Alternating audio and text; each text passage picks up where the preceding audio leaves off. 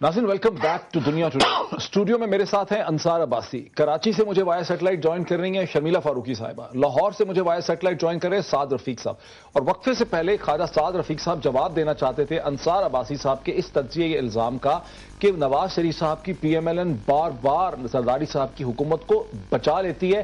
क्यों बचाती है ये समझ नहीं आ रहा। जी खाद साहब, एक तो मैं जवाब देना चाह रहा था डॉक्टर मुईद पीरजादा साहब, आपके इल्जाम का अंसार अब्बासी साहब ने इल्जाम आयद ही नहीं किया। अब आपके इल्जाम का जवाब जो मैं जरूर दूंगा। मैं ये गुजारिश करना चाह रहा हूं जनाब कि अभी शर्मिला फारूकी साहब ने भी यही कहा है, हमें एक दूसरे को बचाने से कोई दिलचस्पी नहीं है।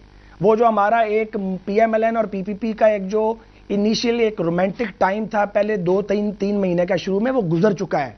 किसी को गलत फहमी नहीं है, ना हमें है ना पीपल्स पार्टी को है। हम एक दूसरे के सियासी हरीफ हैं, लेकिन हम एक दूसरे से झगड़ते हुए वहां नहीं जाना चाहते जहां दो बातें हैं। या तो ये है कि हॉर्स ट्रेडिंग शुरू हो जाए और लोग जो हैं वो हुकूमत को ब्लैकमेल करके 2 से 4 और 4 से 8 वजारतें लेके फिर वहीं चुपके से उसी तनख्वाह पे काम करते रहें या तनख्वाह बढ़ा लें। क्योंकि ये जब हॉर्स ट्रेडिंग होती है और इस तरह की शर्मनाक सौदेबाजी होती है तो उससे जमहूरियत कमजोर होती है।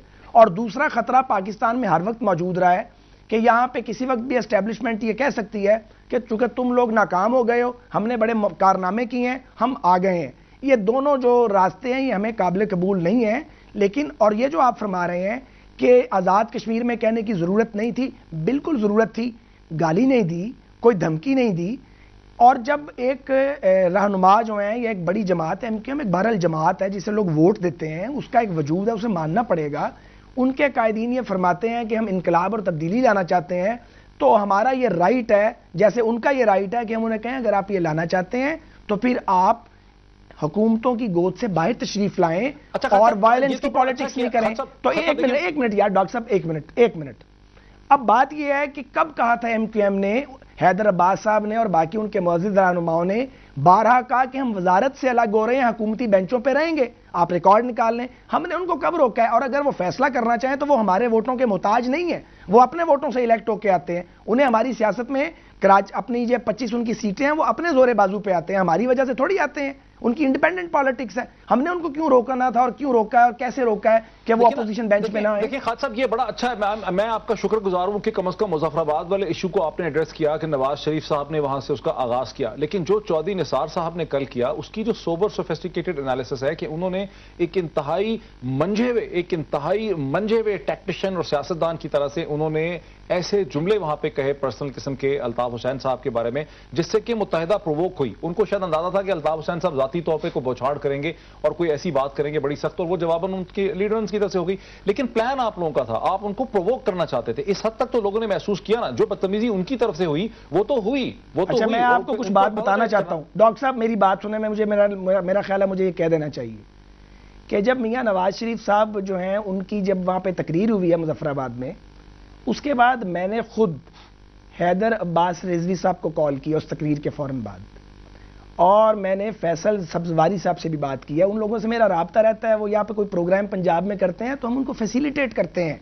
आप उनसे पूछ लें, वो ये बात मानेंगे, गलत बात नहीं करेंगे, सच बोलेंगे। और मैंने उनसे ये कहा कि ये गुफ्तगू हुई है और ये इस तनाजर में हुई है, क्योंकि बतौर एक पॉलिटिकल वर्कर के हम एक दूसरे से कम्युनिकेट हर वक्त करते रहते हैं। वो पीपल्स पार्टी हो, MQM हो, बाकी सियासी कुव्वतें हो, सबसे बात होती है, जमात इस्लामी हो। तो अगर प्रोवोक करना मकसूद होता तो मैं हैदर अब्बास साहब को और फैसल सब्जवारी साहब को कॉल क्यों करता। और मेरे एक और साथी ने भी उनसे बात की थी जो सेनेटर है। वो बात तो पुरानी हो गई ना। नहीं बात, एक मिनट मुझे बात पूरी मुकम्मल करने दें, आपका जवाब। उसके बाद डॉक्टर साहब अब मुझे बात तो करनी प्लीज।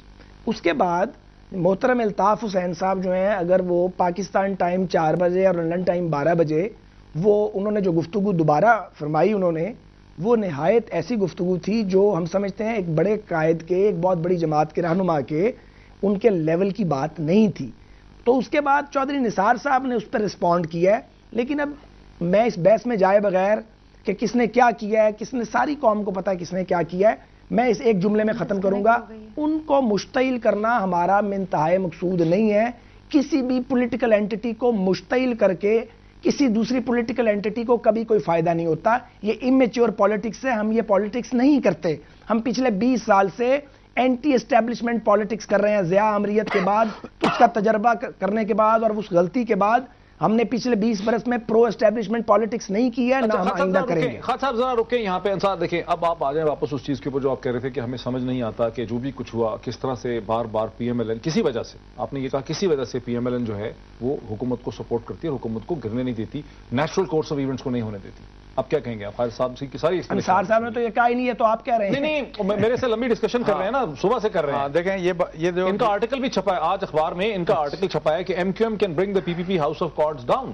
اس پہ پوری ڈیٹیل ہے. دیکھیں جس طرح میں پہلے کہہ رہا تھا نا کہ میاں صاحب کے 2-3 فیئرز ہیں. ایک آرمی کا فیئر ہے اور ایک ان کا فیئر یہ ہے کہ پاکستان انگورنریبل ہے. اگر اس وقت اب جو خالد صاحب کہہ رہے ہیں، دیکھیں ڈیموکریسی کا یہ مطلب نہیں کہ آپ نے 5 سال کے لیے آپ کو ٹھیکے پہ گورنمنٹ ہم نے دے دی اور آپ نے ہر حال میں گورنمنٹ چلانی ہے. اگر آپ انکمپیٹنٹ ہیں، اگر آپ اپنے مینڈیٹ کا رسپیکٹ نہیں کر رہے، اگر آپ انسٹیٹیوشنز کو ایک ایک کر کے ختم کر رہے ہیں، کرپشن اور گورننس کی وجہ سے ہمیں یہ پتہ نہیں کہ ہمارا فیوچر کیا ہوگا پاکستان کا.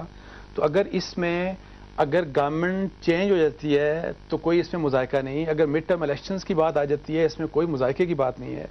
تو انصار عباسی صاحب کو کہیں ذرا طریقہ بھی بتا دیں، یہ بڑے عالم فاضل دوست ہیں ہمارے، یہ ساتھ یہ بھی بتا دیں ان ہاؤس چینج کیسے آئے گی، پھر میں رسپونڈ کروں گا. دیکھیں مجھے یہ سمجھ نہیں آتی کہ میاں صاحب ان ایکٹیو کیوں ہیں. آج انہوں نے کہا کہ ہم لوگوں کے لیے یہ بھی کریں گے، مہنگائی ہے، سارا کچھ ہو رہا ہے اور ہم بہت کچھ کریں گے.